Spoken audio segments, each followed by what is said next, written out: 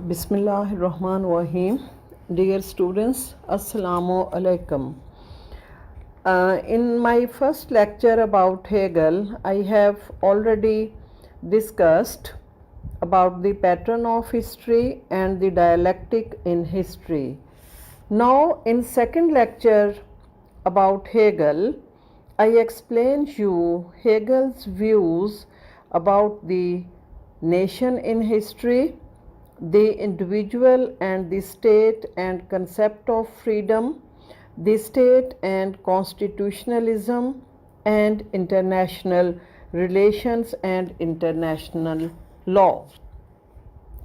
First of all, I explain you about his most important theory, the nation in history. We have seen that in Hegel's theory, progress results from the conflict of ideas. As earlier I explained you that Hegel was an idealist thinker. For him, ideas are far more important than material things. He believes that ideas move the material world. Ideas have an independent existence, independent that is from the thinking of men. They are not merely manufactured by men for their own purposes. Material things, forces, institutions, cultures are merely reflections of ideas, or more properly, of the idea at a given time. But the idea must have a vehicle on which to ride. The progress of idea through history, Hegel says, is carried by states. States are the material manifestations of ideas. The basis of the state is the power of reason and will. Each state in history carries the idea for a time and made its contribution to the development of the idea. Each state differs in principle from its final stage. Each stage represents an advancement of the spirit and development of the idea. The various attributes of each dominant nation in his expression, the contribution of that nation to the advance of the spirit.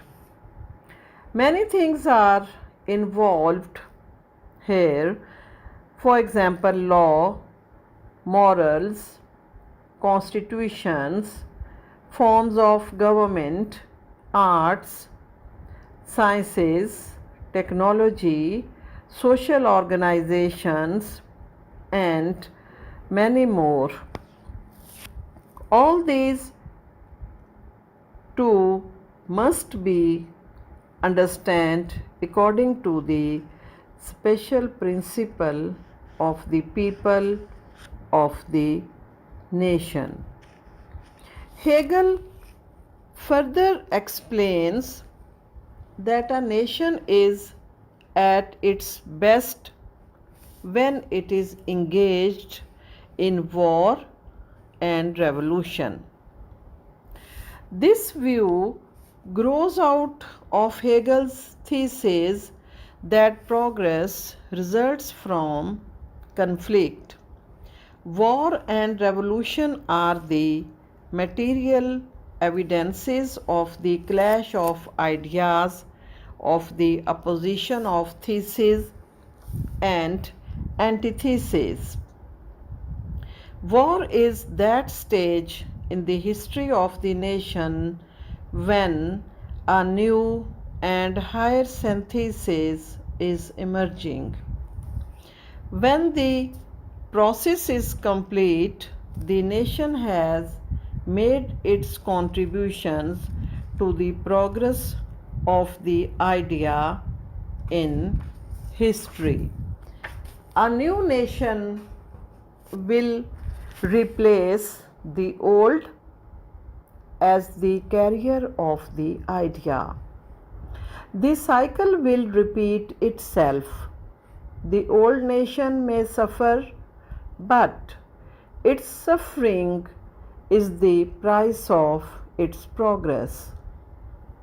The world as a whole will benefit from this progress because the valid elements of their civilizations have been incorporated into the new nation which now carries the idea. This philosophy gives meaning to one of the Hegel's most famous statements found in the preface to his book The Philosophy of Right and Law. The rationale is actual and the actual is rationale. In short, Hegel justifies on the same ground both change and that which exists, and that which exists is rational because it contains elements of the idea that have developed through the dialectical process in history. After a detailed discussion, we can find out that Hegel wanted the wisdom of the past to be a part of future German development. There was no doubt in Hegel's mind that changes would have to occur in Germany before that country could assume its full responsibility as a carrier of the idea. Germany, he was convinced, had to achieve the national form consolidated and unified, which had already been attained by England, France, and Spain. Now we examine next most important views of Hegel about the individual and the state and the concept of freedom. Hegel highlighted that individual and his relationship with the state always remained a central in the state-individual relations. Not only in Hegel's views, but all thinkers emphasize individual and state relationship because in every period of history, this relationship remained a most important relationship. Individual lives under the subordination of the state. Hegel explains that the end of this purpose of man is the realization of freedom. A study of history reveals that a plan to achieve this end exists and that it is advanced through the operation of the dialectic. When they subordinate themselves to the state and its institutions, then they are free. This is Hegel's definition of freedom. Hegel's concept of freedom leads to the justification of state absolutism. His emphasis is that individual can enjoy the maximum pleasure and freedom within the orbit of state. The state is embodiment of reason and therefore of freedom. He always gives preference to state over individual. Hegel further explains the state is necessary to the march of the word of spirit and is a means to that end. So, the individual is a means to the end of the state which serves that purpose. The state was the highest embodiment of freedom. Hegel's conception of freedom was based upon the old Greek notion of an individual finding his true personality and his freedom in the state. Hegel greatly influenced by the thought of different other English idealist thinkers. Next important theory of Hegel is about the state and constitutionalism. The requirement of the state, Hegel proceeds to a consideration of the features of a suitable constitutional monarchy. Hegel says that the constitution of every state was the result of historical evolution. According to him, governmental institutions always play their significant role in any state. He strongly supported constitutional monarchy as a best form of government. In general, England provides the model for Hegel's constitutional system.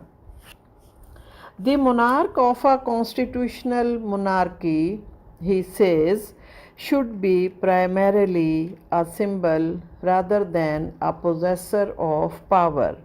He is representative of sovereignty, which is found in the organic whole of the people, but which for practical reasons cannot be exercised by them.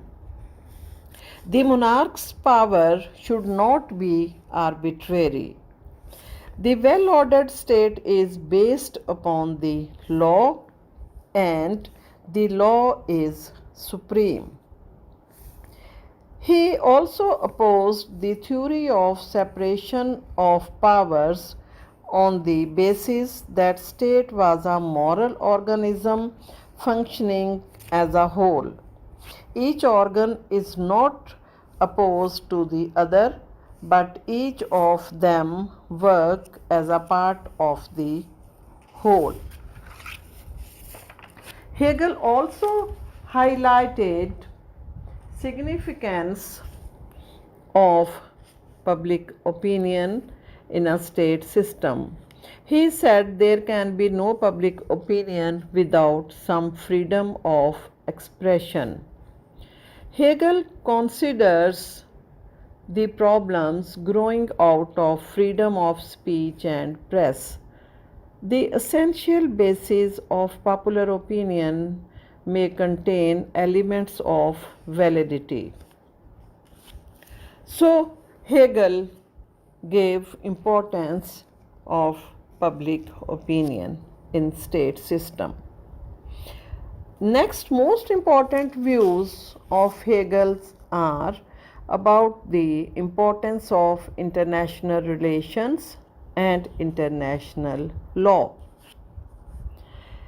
Hegel rejects the proposition that relationships among states can be based upon a system of international law. Hegel does not oppose good relation of states, cooperation among states, but he says that states always prefer their national interest in this regard. Agreements, international relations, different treaties must rest upon the goodwill of the sovereign states, and where these interest not obtained and states fails, war is the only recourse. In short, Hegel is saying that although there can be no true international law, certain conventions are valuable and should be observed. During this discussion, we can very easily find out that Hegel gave importance of international relations and international law, good relation of states, but his basic emphasis is about the national interest, protection of national interest of the states, and he clearly says that international relations, international law, foreign policies, all these aspects failed when states preferred their national interest, and due to these reasons he never gave very importance to international law, because he thought that international law cannot compel the states to fulfill their obligation in their international relations. After examining different theories of Hegel, now we conclude this topic. After examining different aspects of his philosophy, it is difficult to analyze and classify Hegel's political thought. Basic purpose of Hegel's philosophy was for the unification and glorification of German nation. His influence on later political philosophy can be traced through the fascism, Nazism, and communism. Hegel is regarded as one of the greatest philosophers of the world. George Sabine described his philosophy an attempt as a complete reconstruction of modern thought. He made three major contributions to the history of political thought. Number one, the famous dialectic methods. Number two, the theory of national state. Number three, the conception of progress. All these three aspects remained dominant in his philosophy and also regarded his major contributions. After his death, his influence increased, particularly in Germany and other countries of the world. Italy's political thought was also influenced by Hegelianism. In England, its influence was on the Oxford Idealist School was established under the leadership of T.H. Green. In England, Hegel inspired the late 19th century's idealism, while in the US, his disciples dominating most university departments of philosophy. Karl Marx also took his philosophy very seriously, particularly Hegel's dialectical method. Finally, we must consider Hegel's ideas related to the freedom and national development of Germany. In Germany, Hegel's influence effectively prevailed and remained unexcelled till today. So, that is the end of our present discussion.